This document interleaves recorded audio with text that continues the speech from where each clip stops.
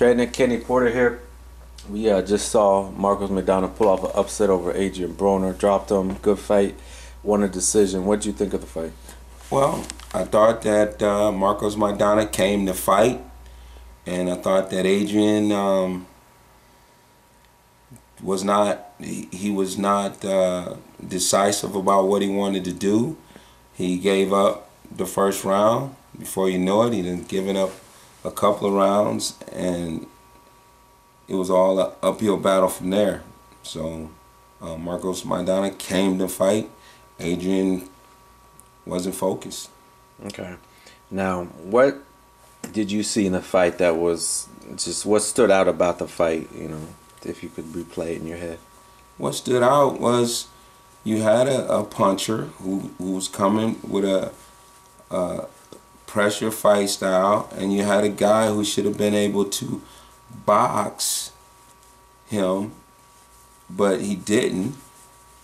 And I don't understand why he couldn't, or his trainers could not see that you're not going to be able to use this style against every fighter and be successful. Some guys, you're going to go into that style and they're going to keep coming no matter what.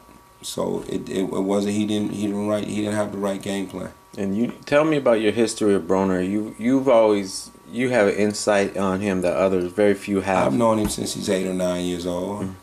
I've known, every boxer that's come out of Cincinnati in the last 15, 20 years. I know all of them, all the way back to the greatest amateur they had, which was Slick Rick Williams, a silver medalist who was there tonight watching Adrien.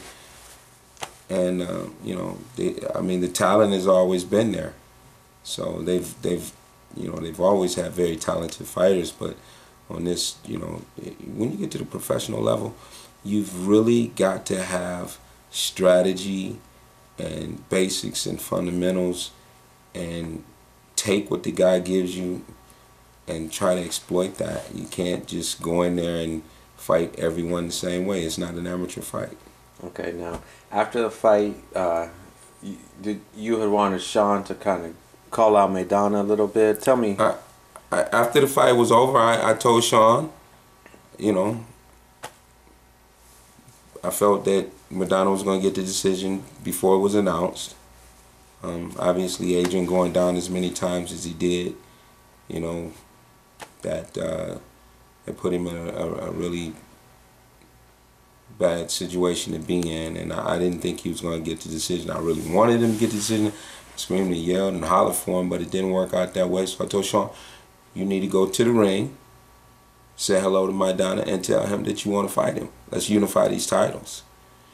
And he went up one side of the ring, and as we were going that way, we spoke to Richard Schaefer. I said, hey, Schaefer, Mr. Schaefer, we want to unify. He looked at Shawn, he said, you want to unify? Shawn said, absolutely.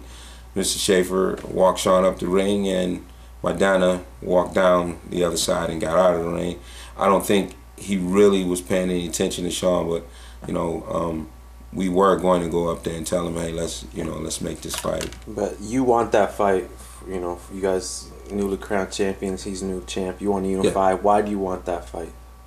I want that fight because the inevitable is, once we get that title, there's another guy who's the king of the welterweight division, who's also the king of boxing as it is right now, pound for pound, the best boxer in the world, that will have to take notice and say, you know what, I got a kid right here that's got 2 belts, and he deserves a shot.